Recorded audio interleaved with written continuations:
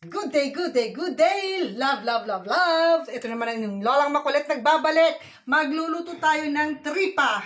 Tripa yung pinakatwalya ng baka. Dito ang tripa, pag binibili mo sa supermarket, malinis na. So, hindi na ako magkakandapagod maglinis pa. Ito siya, guys. Cut na rin siya, nagupit na. Ito ang ating lulutuin ngayon. Ang sasahog ko, syempre may mga frozen tayong gulay, kagaya ng nasabi ko sa mga previous video ko. Pag may mga sobra akong gulay, hinihiwa ko na siya ng maliliit and then nilagay ko sa freezer. So, meron tayo itong celery. Ito ang isasahog natin. Celery, carrots, at saka onion. Ito lang, igigisa lang natin to. Hindi ko nalalagyan ng bawang. Ang magpapasarap na sa kanya is yung celery, carrots, at saka sibuyas. Yun lang ang igigisa natin and then ilalagay natin yung ating tripa or tuwalya ng baka. Pagkatapos noon, lalagyan natin ng tomato. Tomato sauce, whatever, basta tomato. Okay, halika, samahan niyo ako. Magluto na tayo. Yan, ilagay na natin ang ating sibuyas. Talaga magtitilamsikan dahil galing sa freezer. And then, lagyan natin ng carrots. Walang problema kung silang mauna sa kanila. Pare-parehas din silang maluluto sa loob. Okay, magalala. Malinis ang ating kamay. And then, lagyan natin ng celery. Kung tawagin sa Italiano, sedano. Medyo may katagalang lutuin to, ha. Ito, tignan nyo. Sedano. Yan. And then, halu-haluin lang natin. Nasa mga more than 2 hours to bago siya maluto ng gusto. Kahit pa sabihin pre-cook. Pre-cook na ito, malinis na, hiwa-hiwa na. Pero mas masarap ito lutuin sa mga 2 oras para siguradong yung katas niya malinamnam at masarap. Huwag niyo mamadali ng mga niluluto niyo kung gusto niyo ang resulta ay masarap. May kanya-kanyang process ang pagluluto, hindi minamadali. So, ganun lang ang gagawin niyo, guys.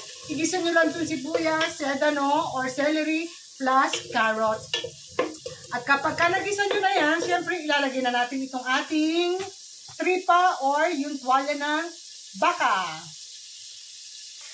O, ayan guys, yung ating ginisang sibuyas, carrots, at saka celery. Okay na yan, goods na. Pwede na natin ilagay yung ating tuwalya ng baka or tripa.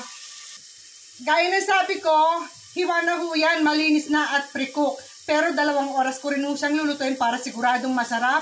At kapag sinubo mo, talagang malambot sa bibig, malulusaw sa. Hindi ka na mahihirapang ngumuya. Okay? So, ayan, ilalagay na natin siya, ha?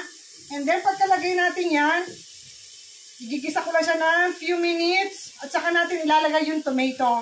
Itong ating tomato na ilalagay, guys. Yes! Polpa di pomodoro. Okay? Itong gagamitin ko.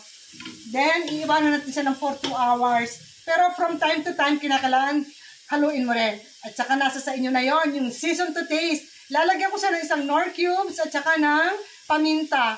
Kapag yung isang Knorr cubes hindi sufficiente or hindi enough, pwede mo lagyan ng konting asin or salt. Kaya nga season to taste. Nasa sa inyong pag-a-adjust niya kung anong lasa ang gusto nyo.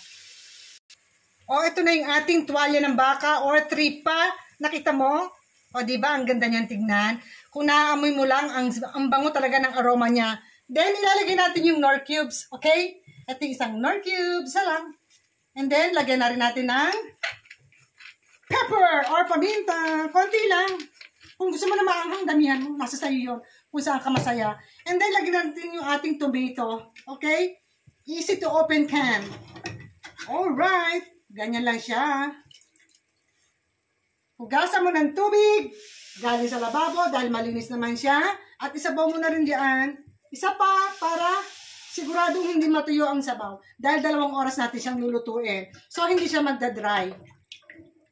From time to time, i-check natin yan. So, ganyan lang ang mangyayari niyan. Tignan mo siya. O, ayan. Ganyan lang siya. Okay guys, so wait na lang natin maluto siya after 2 hours para masarap ang ating tripa.